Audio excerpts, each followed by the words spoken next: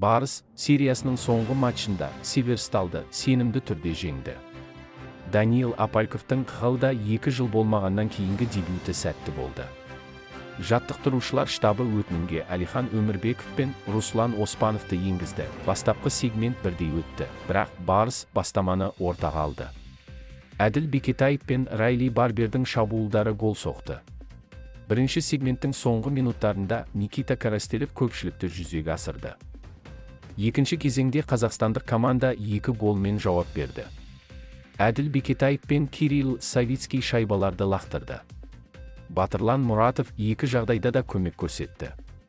Форвард сонымен қатар жақын бұрышпен және соңғы 3-1-де сәтті шығумен ерекшеленді. Бұл гол Барыстың ойындағы жеңісін бекітті.